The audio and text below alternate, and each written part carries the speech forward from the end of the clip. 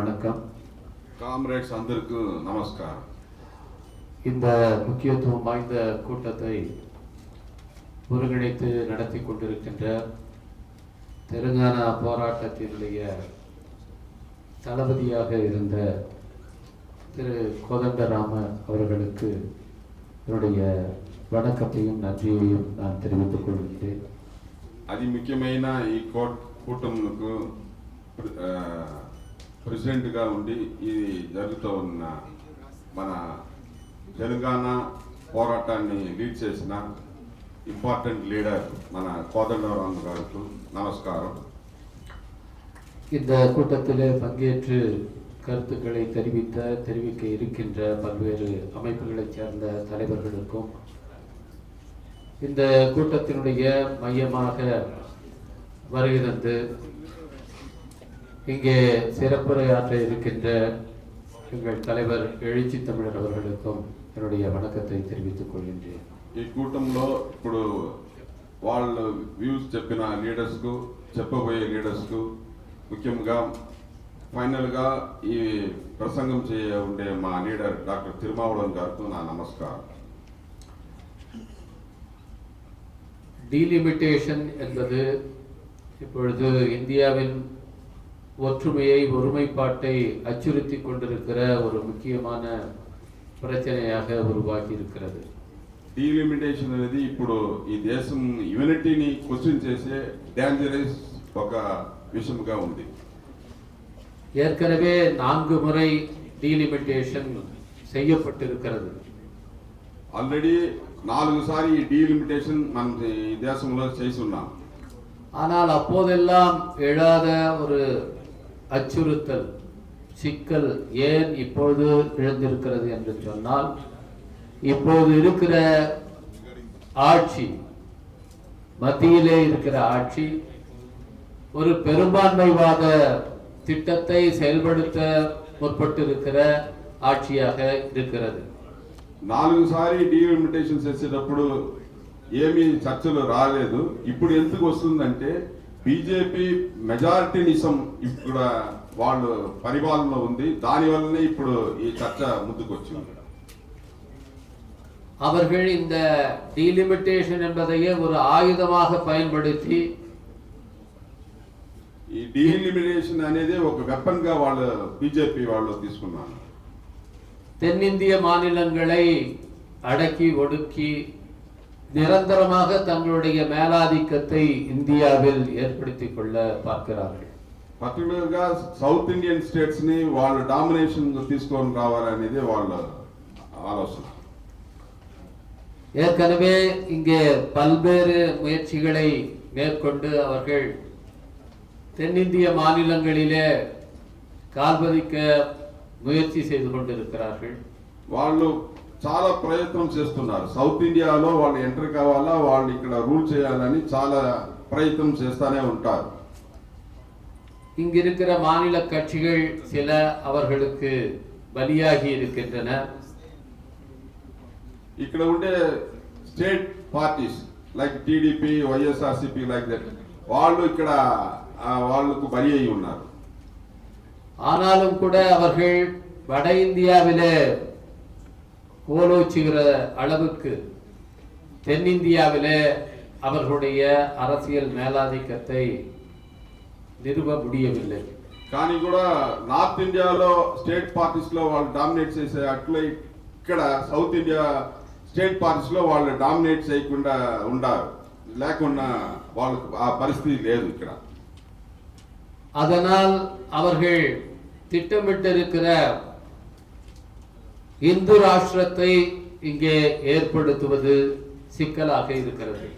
వాళ్ళ అజెండా హిందూ రాష్ట్రం ఇక్కడ తీసుకొని రావాలనేది వాళ్ళ అజెండా. దానికి ఇక్కడ సౌత్ ఇండియన్ స్టేట్స్ అడ్డంగా ఉండేది అనేది వాళ్ళ ఇప్పుడు ప్రాబ్లం. அந்த இந்து ராஷ்டிரத்தை அவர்கள் சட்டபூர்வமாக அறிவிப்பதற்கு நாடாளுமன்றத்திலே 3/2 இடங்களை அவர்கள் பெற்றிருக்க வேண்டும். ఆ హిందూ రాష్ట్రాన్ని అనౌన్స్ చేయాలంటే పార్లమెంట్ లో 2/3 మెజారిటీ వాళ్ళకు ఉండాలి. அப்போதுதான் அரசமைப்பு சட்டத்தை முற்றாக தங்களுக்கு ஏற்ப அவர்களால் மாற்ற முடியும். అప్పుడే ఈ కాన్స్టిట్యూషన్ ని వాళ్ళు చేంజ్ చేసేదానికి వీలు ఉంటుంది. 2024 தேர்தலிலே அதற்காக அவர்கள் முயற்சி செய்தார்கள். ஆனால் மக்கள் அதை புரிந்து கொண்டு, குறிப்பாக இந்தியா கூட்டணி கட்சிகள் அதை புரிந்து கொண்டு முன்னெடுத்த பிரச்சாரத்தின் காரணமாக அவர்கள் ஒரு மைனாரிட்டி ஆட்சியை அமைக்க வேண்டிய நிலை ஏற்பட்டது. 2024 ఎలక్షన్ లో వాళ్ళు దీనికోసం ప్రయత్నం చేశారు. కానీ దాన్ని అర్థం చేసుకున్న ఈ ప్రజలు, ఇండియా ప్రజలు, పర్టికులర్ గా ఇండియా కూటమి వాళ్ళు చేసిన ఆ పోరాటం వల్ల వాళ్ళు పాలన చేస్తున్నారు. அடுத்த தேர்தலிலும் அவர்கள் 3/2 மெஜாரிட்டியை பெற முடியாது என்பதனால் இந்த டீலிமிட்டேஷன் மூலமாக நிரந்தரமான ஒரு மெஜாரிட்டியை அவர்கள் பெற்றுவிட முயற்சி செய்கிறார்கள். దానివల్ల నెక్స్ట్ ఎలక్షన్ లో 2/3 మెజారిటీ రాకుండా పోవచ్చు. దానికోసం ఇప్పుడు డీలిమిటేషన్ ఒక వెపన్ గా తీసుకొని నార్త్ ఇండియాలోనూ ఈ సీట్లు పెరిగేట్లు వాళ్ళు చూసుకుంటూ ఉంటారు. இப்பொழுது திட்டமிட்டிருக்கிற இந்த டீலிமிட்டேஷன் படி மக்களவையினுடைய லோக்சபா உறுப்பினர்களுடைய எண்ணிக்கை 848ஆக உயர்த்தப்பட்டால், ఇప్పుడు ప్లాన్ చేసినట్లు డీలిమిటేషన్ లో Lok Sabha increase number of seats increase అయ్యి 848 సీట్స్ ఇంక్రీస్ అవ్వాలా. ஆந்திராவுக்கும் தெலுங்கானாவுக்கும் சேர்த்து 12 இடங்கள் அதிகரிக்கும், தமிழ்நாட்டுக்கு 10 இடங்கள் அதிகரிக்கும். అట్లా 848 సీట్లు ఇంక్రీస్ చేస్తే లోక్సభలో ఆంధ్రాలో 12 సీట్లు ఇంక్రీస్ అవుతుంది, తమిళనాడులో 10 సీట్స్ ఇంక్రీస్ అవుతుంది. அதுபோல கர்நாடகாவிலே ஒரு 13 இடங்கள் அதிகரிக்கும் என்று சொல்லப்படுகிறது. மொத்தமாக 35 இடங்களிலே அதிகரிக்கும். అట్లే కర్ణాటకలో 13 సీట్స్ ఇంక్రీస్ అవుతుంది. టోటల్ గా సౌత్ ఇండియాలో 35 సీట్స్ మాత్రమే ఇంక్రీస్ అవుతుంది. ஆனால் பீகாரிலே மட்டுமே 39 இடங்கள் அதிகரிக்கும். தற்போது இருக்கிற 40 இடங்கள் 79 இடங்களாக அதிகரிக்கும். ఇప్పుడు బీహార్ లో ఉండే 40 సీట్లు ఉంది. బీహార్ లో మాత్రమే 39 సీట్స్ ఇంక్రీస్ అవుతుంది. 79 సీట్లుగా అది ఇంక్రీస్ అవుతుంది. அதுபோல உத்தரப்பிரதேசத்திலே ஏறத்தாழ 2 மடங்காக இப்பொழுது இருக்கிற 80 இடங்கள் ஏறத்தாழ 140 இடங்கள் அளவுக்கு அதிகரிக்கும். ఉత్తరప్రదేశ్ లో ఇప్పుడు 80 ఉంది, అది డబుల్ గా అవ్వచ్చు. నియర్లీ 140 సీట్స్ గా అది ఇంక్రీస్ అవ్వచ్చు. அதன் பிறகு கவுபெல்ட் என்று சொல்லப்படுகிற இந்தி பேசுகிற மாநிலங்கள், ராஜஸ்தான், மத்திய பிரதேசம், பீகார், உத்தரப்பிரதேசம், இந்த மாநிலங்களில் மட்டுமே அவர்கள் கூடுதலாக இடங்களை பெற்றால் இந்தியாவினுடைய அரசமைப்பு சட்டத்தை எந்த பிரச்சனையும் இல்லாமல் அவர்களால் மாற்றிவிட முடியும். కౌబెల్ట్ అని చెప్పే రాష్ట్రంలో ఉత్తరప్రదేశ్, బీహార్, మధ్యప్రదేశ్, రాజస్థాన్ ఈ రాష్ట్రంలో ఇది ఇంక్రీస్ అయితే, డీలిమిటేషన్ వల్ల లోక్సభ సీట్స్ ఇంక్రీస్ అయితే వాళ్ళు ఫ్యూచర్ లో వాళ్ళు ఏమనుకుంటారో అది సాధించడానికి వాళ్ళకి వీలు అవుతుంది. இதுதான் அவர்களுடைய திட்டம். ఇదే వాళ్ళ ప్లాన్ గా ఉంది. వాళ్ళ ప్లాన్ డీలిమిటేషన్ తీసుకొని వచ్చేది ఇది వాళ్ళ ప్లాన్. எனவே இதை முறியடிக்க வேண்டிய கட்டாயம் தென்னிந்திய மாநிலங்களுக்கு மட்டுமல்ல, இந்தியா முழுவதும் மதச்சார்பின்மையை உயர்த்தி பிடிக்கிற எல்லா கட்சிகளுக்கும் இருக்கின்றது. దీన్ని సౌత్ ఇండియా రాష్ట్రంలో ఉండే ఈ స్టేట్స్ మాత్రం కాదు, నేషనల్ వైడ్ గా అన్ని సెక్యులర్ ఫోర్సెస్ ఎవరెవరు ఉన్నారో వాళ్ళందరూ కలిసి చేయాలి, ఇది పోరాటం చేయాలి. இந்தியாவுடைய அடிப்படையான சிக்கல், புரட்சி அம்பேத்கர் அவர்கள் அரசமைப்பு சட்டத்தை உருவாக்குகிற நேரத்திலும் சரி, அதற்கு முன்பும் சரி, அவர் சொன்னது என்னவென்றால், இங்கே இருக்கிற மெஜாரிட்டி மைனாரிட்டி என்பதை நாம் எப்படி பார்க்கிறோம் என்பதில் தான் அந்த சிக்கலினுடைய ஆதாரமான விஷயம் இருக்கிறது. రాజ్యాంగాన్ని మన బాబాసాహెబ్ అంబేద్కర్ అది ఫ్రేమ్ చేసేటప్పుడే ఆయన చెప్పారు, ఇక్కడ మనం మెజారిటీ మైనారిటీ ఎట్లా చూస్తున్నాం అనేది దాంట్లో నుంచే మన ఫ్యూచర్ ఉందని చెప్పారు. அவர் சொன்னார், இங்கே இருக்கிற மெஜாரிட்டி என்பது இது ஒரு அரசியல் மெஜாரிட்டி அல்ல, it's not a political majority, it's a communal majority என்று சொன்னார் அம்பேத்கர்.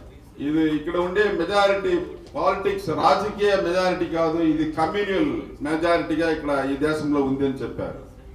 பாராளுமன்ற முறையில மெஜாரிட்டி ஆட்சி நடத்துவது என்பதை நாம் கொள்கை அளவிலே ஒப்புக்கொண்டிருக்கிறோம். ఈ మన దేశంలో పార్లమెంట్ లో మెజారిటీ అనేది మనము అనుకున్నాము, అట్లే మన ఈ దేశం జరుగుతుంది. இதே பாராளுமன்றத்திலே யார் அதிகமான இடங்களை பெற்றிருக்கிறார்கள் என்ற அடிப்படையிலே மட்டுமல்ல, எந்த சமூகம் அதிகமான இடங்களை பெற்றிருக்கிறது என்பதோடும் தொடர்பு கொண்டிருக்கிறது. పార్లమెంట్ లో ఎన్ని సీట్లు ఉంది అనేది, ఎన్ని సీట్లు మెజారిటీ ఉంది అనేది మాత్రం కాదు, ఆ సీటుకి వెనకలో ఉండే కమ్యూనిటీ ఏమి కమ్యూనల్ గా ఎట్లా ఉంది అనేది ఒక వివాదంగా ఉంది. இந்த பொலிட்டிக்கல் மெஜாரிட்டிக்கும் கம்யூனல் மெஜாரிட்டிக்கும் என்ன வித்தியாசம் என்பதை அம்பேத்கர் சொல்லி இருக்கிறார். పొలిటికల్ మెజారిటీకి కమ్యూనల్ మెజారిటీకి ఏమి డిఫరెన్సెస్ ఉందని అంబేద్కర్ గారు చెప్తున్నారు. உலகத்தில் பல நாடுகளில் மெஜாரிட்டி பெறுகிறவர்கள் தான் ஆட்சி செய்து கொண்டிருக்கிறார்கள். వరల్డ్ వైడ్ గా ఎవరు మెజారిటీగా ఉన్నారో వాళ్ళే పరిపాలన చేస్తున్నారు అన్ని దేశంలో. ஆனால் அங்கே இருக்கிற மெஜாரிட்டி என்பதெல்லாம் பொலிட்டிக்கல் மெஜாரிட்டி. అక్కడ ఉండే మెజారిటీ అన్ని రాజకీయ మెజారిటీ, పొలిటికల్ మెజారిటీ. அந்த பொலிட்டிக்கல் மெஜாரிட்டி என்பது பிக்ஸட் ஆனது கிடையாது, ஒரு நிரந்தரமாக நிர்ணயிக்கப்பட்டது கிடையாது.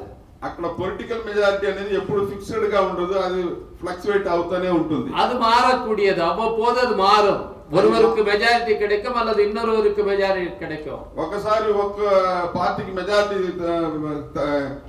తగ్గుతుంది, ఇంకోసారి ఇంకొక పార్టీకి అది మెజారిటీ వస్తుంది. இந்த பொலிட்டிக்கல் மெஜாரிட்டி என்பது பொலிட்டிக்கல் சாய்ஸின் அடிப்படையிலே உருவாக்கப்படுகிறது. ఆ పొలిటికల్ మెజారిటీ అనేది వాళ్ళ చాయిస్, ఎవరిని వాళ్ళు ప్రజలు కోరుకుంటారో ఆ చాయిస్ లో అది వస్తుంది.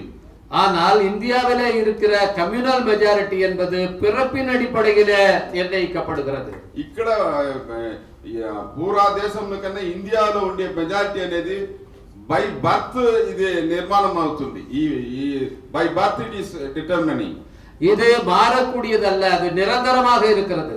ఇక్కడ ఉండే మెజారిటీ మారేదానికి వీలు లేదు, ఇది పర్మనెంట్ గా ఉండేది. బై బర్త్ గా ఉండేది వల్ల ఇది పర్మనెంట్ గా ఈ మెజారిటీ వస్తుంది. இது மூடுண்ட ஒன்றாக, க்ளோஸ்ட் ஒன்றாக இருக்கிறது. ఇది క్లోజ్ అయిన ఒక సిద్ధాంతంగా సిస్టమ్ గా ఉంది. எனவே இங்கே மெஜாரிட்டியிடம் அதிகாரத்தை கொடுப்பது என்பது கம்யூனல் மெஜாரிட்டியிடம் அதிகாரத்தை கொடுக்கிற ஒரு பாசிஸ்ட் அரசாங்கத்தை உருவாக்க சம்மதிப்பதாக இருக்கிறது. ఇక్కడ మెజారిటీని ఇచ్చి వాళ్ళు పరిపాలన చేసేది ఎట్లా ఉందంటే, ఒక ఫాసిస్ట్ దగ్గర పరిపాలన చేసేట్లు, మతవాదాన్ని ఉండేవాడిని పరిపాలన చేసేట్లు ఇక్కడ సిస్టమ్ ఉంది. எனவேதான் அம்பேத்கர் என்ன சொன்னார் என்றால், 1945ஆம் ஆண்டிலே அவர் அரசமைப்பு சட்டத்தை உருவாக்க வாய்ப்பு கிடைப்பதற்கு முன்பாக அவர் ஒரு ப்ரொபோசலை வைத்தார். இங்கே இருக்கிற மெஜாரிட்டியை கட்டுப்படுத்த வேண்டும், கண்ட்ரோல் செய்ய வேண்டும் என்று ஒரு ப்ரொபோசலை வைத்தார். భారతం రాజ్యాంగాన్ని బాబాసాహెబ్ అంబేద్కర్ రాసేదానికి ముందే 1945లోనే ఆయన చెప్పారు, ఇక్కడ ఉండే మెజారిటీని కంట్రోల్ చేసేట్లు ఒక సిస్టమ్ రావాలని చెప్పారు. அப்பொழுது அவர் சொன்ன முறை என்னவென்றால், இங்கே இந்துக்கள் 50 விழுக்காட்டுக்கு மேல் இருந்தாலும் அவர்களுக்கு 40% இடங்கள் தான் கொடுக்கப்பட வேண்டும் என்று சொன்னார். అప్పుడు ఆయన 1945 చెప్పారు, ఇక్కడ హిందూస్ లో 50% పైన ఉంటే కూడా వాళ్ళకు 40% సీట్స్ మాత్రం ఇవ్వాలని చెప్పారు. இங்கே இருக்கிற மைனாரிட்டிஸ்க்கு அவர்களுடைய பாப்புலேஷனை விட கூடுதலான இடங்கள் கொடுக்கப்பட வேண்டும் என்று சொன்னார். ఇక్కడ ఉండే మైనారిటీస్ లోకు వాళ్ళకి ఎంత పాపులేషన్ ఉందో దానికన్నా ఎక్కువగా సీట్ ఇవ్వాలని చెప్పారు. எனவே அவர் சொன்ன முறை என்பது பாப்புலேஷனுக்கு ப்ரொபோர்ஷனல் ரெப்ரசன்டேஷன் கிடையாது. బాబాసాహెబ్ అంబేద్కర్ చెప్పిన సిస్టమ్ అనేది పాపులేషన్ రెప్రజెంటేషన్ కాకుండా ఒక కంట్రోల్డ్ గా చేసేదానికైనా ఒక సిస్టమ్ ఆయన ప్రపోజ్ చేశాడు. ஆனால் அதை அவரால் செயல்படுத்த முடியவில்லை. அரசமைப்பு சட்டம் இயற்றப்படுகிற அந்த டிராஃப்டிங் கமிட்டியுடைய சேர்மனாக அவர் இருந்த நேரத்திலும் கூட அவருடைய அந்த எண்ணத்தை அவரால் செயல்படுத்த முடியவில்லை. ఆయన భారత రాజ్యాంగాన్ని రాసే ఆయనకు పరిస్థితి వచ్చిన తర్వాత కూడా ఆయన చైర్మన్ గా, డ్రాఫ్టింగ్ కమిటీ చైర్మన్ గా వచ్చిన తర్వాత కూడా ఆయన ఏం ప్రపోజ్ చేశాడో దాన్ని ఇంప్లిమెంట్ చేసేదానికి, దాన్ని రాజ్యాంగాన్ని తీసుకొని వచ్చేదానికి ఆయనకి విలువ లేకుండా పోయింది. அப்பொழுது அவர் என்ன செய்தார் என்றால், அதனால் அவர் பின்வாங்கி விடவில்லை, அவர் அதை கைவிட்டு விடவில்லை, மாறாக ஒரு முயற்சியை மேற்கொண்டார். అప్పుడు కూడా ఆయన అది కంట్రోల్ చేయాలని మెజారిటీస్ బై బర్త్ ఉండే ఆ మెజారిటీస్ ని కంట్రోల్ చేసేదానికి ఒక ప్రపోజల్ ఆయన చేశాడు. இந்த கம்யூனல் மெஜாரிட்டியை பொலிட்டிக்கல் மெஜாரிட்டியாக மாற்றுவதற்கு என்னென்னலாம் செய்ய வேண்டும் என்பதை செய்தார். ఆ కమ్యూనల్ మెజారిటీని పొలిటికల్ మెజారిటీగా చేసేదానికి ఏమేమి సందర్భాలు ఉంది, ఏమేమి దోవ ఉంది, అది ఆయన దాంట్లో కాన్స్టిట్యూషన్ చేశాడు. அதில் ஈக்குவாலிட்டியை கொண்டு வந்தது. பொலிட்டிக்கல் ஈக்குவாலிட்டியை கான்ஸ்டிட்யூஷனுடைய மையமாக கொண்டு வந்தது அதில் முக்கியமான ஒரு பணியாகும். దాంట్లో ఇంపార్టెంట్ గా పొలిటికల్ ఈక్వాలిటీ, దట్ ఈస్ సమానత్వం, రాజకీయ సమానత్వాన్ని దాంట్లో తీసుకుని వచ్చేది ఇంపార్టెంట్ అన్న ఒక విషయం. அது மட்டுமல்ல, அவர் கான்ஸ்டிட்யூஷனை அறிமுகப்படுத்துகிற நேரத்தில் சகோதரத்துவத்தை, ஃப்ரெட்டர்னிட்டி என்பது இங்கே ஈக்குவாலிட்டியோடு எப்படி இணைந்ததாக இருக்கிறது, அது எப்படி சுதந்திரத்துக்கு, ஃப்ரீடம் என்பதற்கு అడిపడయానதாக இருக்கிறது என்பதை వలియురుతినారు. అప్పుడు సమానత్వాన్ని చెప్పేటప్పుడే అక్కడ ఫ్రెటర్నిటీ, సహోదరత్వం అంటారు. ఆ లిబర్టీని ఎట్లా దానికి లింక్ చేసేదని ఆయన చేసి ఉన్నారు. ஆனால் சுதந்திரம் அடைந்த இந்த 75 ஆண்டுகளிலே இங்கே ஆட்சிக்கு வந்தவர்கள், அவர்கள் எந்த கட்சியை சேர்ந்தவர்களாக இருந்தாலும், அவர்கள் செய்து கொண்டிருப்பது என்னவென்றால், அந்த ஈக்குவாலிட்டி என்பதை கொஞ்சம் கொஞ்சமாக உடைப்பது, அதை டைலூட் செய்வது, ஃப்ரெட்டர்னிட்டி உருவாகாமல் மேலும் மேலும் வெறுப்பை పరపువదు. ఇక్కడ 75 ఇయర్స్ గా వచ్చిన వాళ్ళందరూ ఏం చేస్తున్నారంటే ఆ ఈక్వాలిటీ అనే సమానత్వాన్ని డైల్యూట్ చేసుకునే వస్తున్నారు. దానివల్ల ఇక్కడ ఫ్రెటర్నిటీ రాకుండా చూస్తున్నారు. ఇక్కడ దానికోసం ఒక హేట్ పాలిటిక్స్ ని ఇక్కడ వాళ్ళు చేస్తానే ఉంటారు. அதன் உச்சத்தை தான் இன்றைக்கு இருக்கிற ஆட்சியாளரிடத்திலே நாம் பார்க்கிறோம். దాన్ని టాప్ గా ఇప్పుడు ఉన్నే ఒక పార్టీగా ఇప్పుడు పరిపాలన చేసిన బీజేపీ పార్టీగా ఉంది.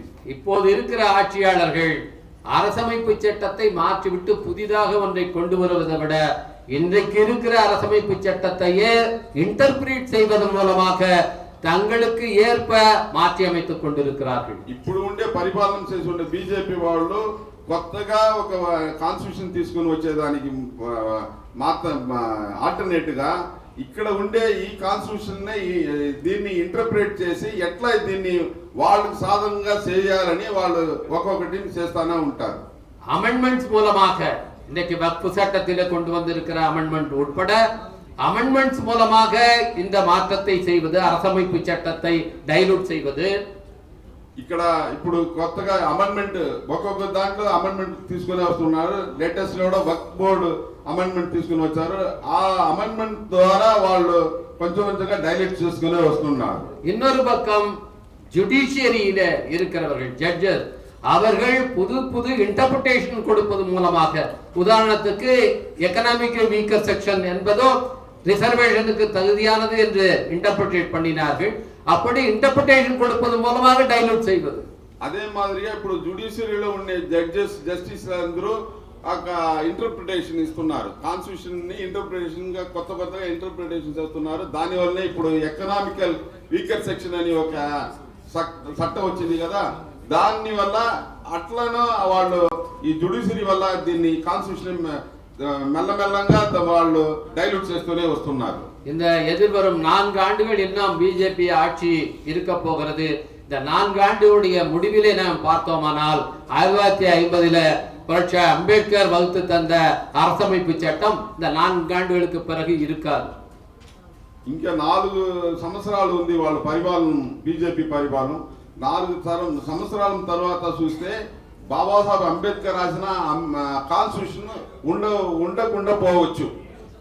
2024 தேர்தலிலே திரு ராகுல் காந்தி அவர்கள் தன்னுடைய கையிலே கான்ஸ்டிடியூஷன் புத்தகத்தை வைத்துக் கொண்டு இதற்கு மிகப்பெரிய ஆபத்து வந்திருக்கிறது, இதை பாதுகாக்க வேண்டும் என்று தன்னுடைய கேம்பெயினை மையப்படுத்தினார்.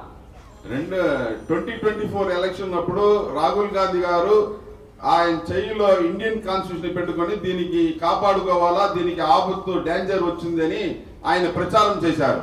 அந்த பிரச்சாரம் தான் இன்றைக்கு பிஜேபி ஒரு மைனாரிட்டி ஆட்சிக்கு தள்ளியது. ఆ ప్రచారం రాహుల్ గాంధీ చేసిన ఆ ప్రచారమే బీజేపీని ఈసారి 2024 ఎలక్షన్ మైనారిటీ గవర్నమెంట్ గా మార్చింది. ஆனால் 2024 ஆட்சி அமைந்ததற்கு பிறகு நாம் எல்லாம் என்ன நினைத்துக் கொண்டோம் என்றால் இனிமேல் பிஜேபியால் அரசமைப்பு சட்டத்தை மாற்ற முடியாது என்று நாம் అలక్ష్యமாக இருக்கிறோம். అట్లా మైనారిటీ గవర్నమెంట్ వచ్చిన తర్వాత మనమందరూ ఏమనుకున్నామంటే ఇంకా మోడీ గవర్నమెంట్ బీజేపీ గవర్నమెంట్ ఏమీ అమెండ్మెంట్ అంతా చేయదు అని మనం ఆలోచన చేశాం. ஆனால் உண்மை அதுவல்ல.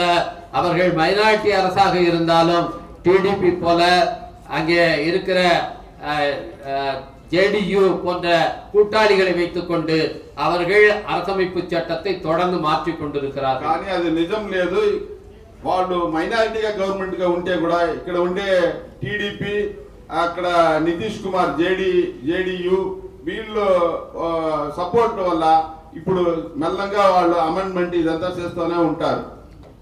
ஒன் நேஷன் ஒன் எலெக்ஷன் என்பதற்கான அமெண்ட்மெண்ட்டை அடுத்து கொண்டு வர போகிறார்கள்.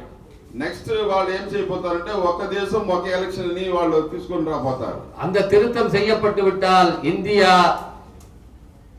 இன்டைரக்டாக ஒரு பிரசிடென்ஷியல் గవర్నమెంటాக మాற்றப்படும். అట్లా అది అమెండ్ చేసి ఒక నేషన్ ఒక ఎలక్షన్ అని వాళ్ళు తీసుకుని వస్తే ఈ దేశం ప్రెసిడెన్షియల్ ఫామ్ గా అమెరికాలో ఉండే ఆ ప్రెసిడెన్షియల్ ఫామ్ సిస్టమ్ గా ఇండియా చేంజ్ అవుతుంది. அதற்கு பிறகு பார்லிமெண்டரி ஃபார்ம் ஆஃப் கவர்மெண்ட் இங்கே இருக்காது.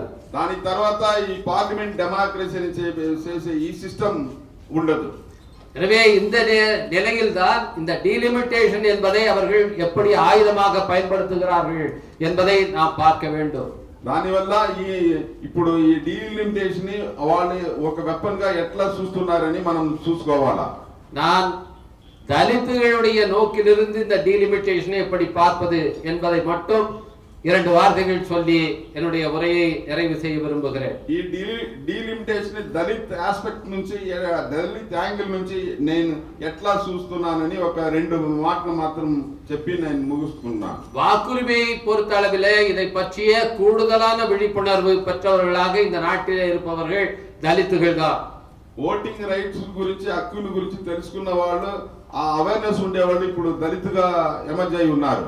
1919ஆம் ஆண்டிலே இங்கே முதலாக அம்பேத்கர் எழுதிய பொலிட்டிக்கல் டாக்குமெண்ட் என்பதே தலித்துகளுடைய பிரான்சைஸ் ரைட்ஸ் பற்றியதுதான்.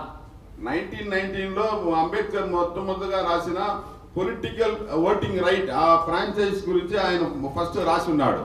மாண்டேகு செம்ஸ்போர்டு குழுவின் முன்னாக அவர் சமர்ப்பித்த அந்த ஆவணத்திலேயே யூனிவர்சல் பிரான்சைஸ் அனைவருக்கும் வாக்குரிமை வேண்டும் என்று வலியுறுத்தினார். 99 మాంటేగు సెమ్స్ఫోర్డ్ ఆ కమిషన్ వచ్చేటప్పుడే ఆయన వాళ్ళ దగ్గర ఇచ్చిన డాక్యుమెంట్ ఏమంటే అందరికి ఓటు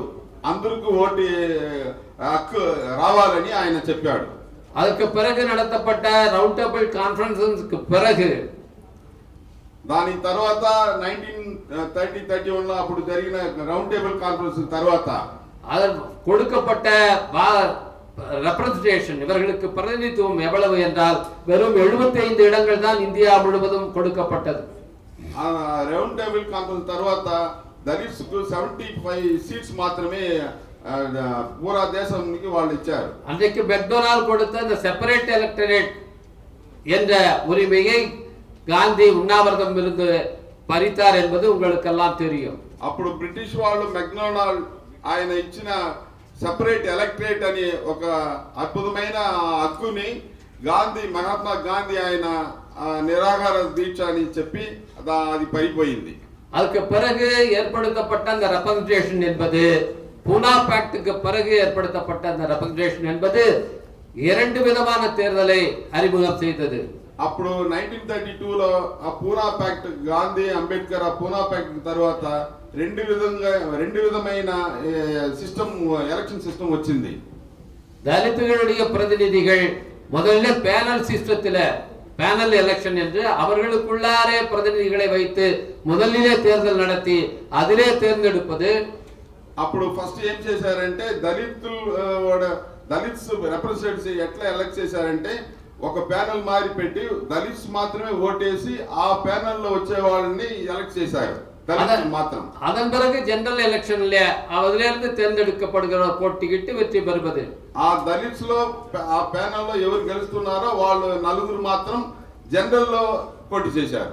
இதன் அடிப்படையில ஒரு தேர்தல் தான் நடைபெற்றது. ఈ సిస్టమ్ ఒకే ఒక ఎలక్షన్ మాత్రం ఇండియాలో జరిగింది.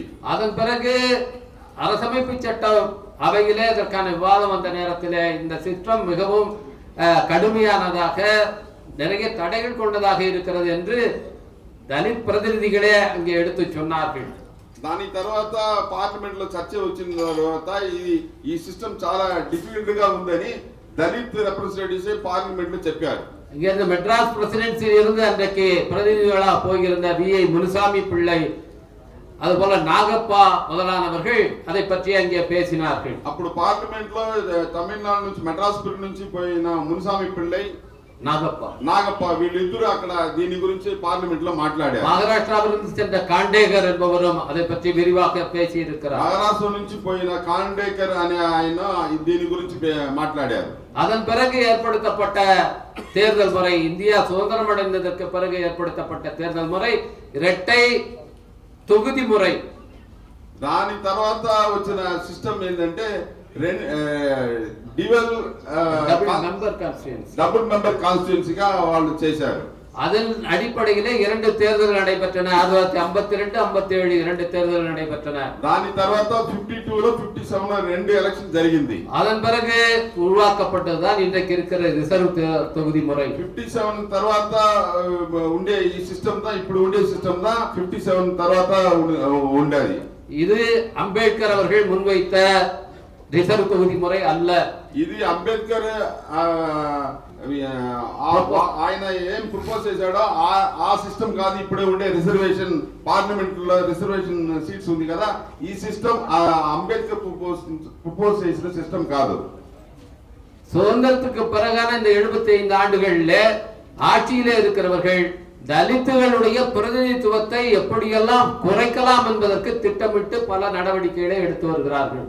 75 ఇయర్స్ ఈ స్వతంత్రం వచ్చిన తర్వాత ఏం జరుగుతుందంటే ఈ దేశంలో దళిత్స్ కి ఎట్లా వాళ్ళు రైట్స్ ని డిక్లైన్ చేసేది, వాళ్ళకి తక్కువగా చేసేది, వాళ్ళ సీట్స్ ని ఎట్లా తక్కువగా చేసేది అని వాళ్ళు ప్రయత్నం చేస్తానే వస్తున్నారు.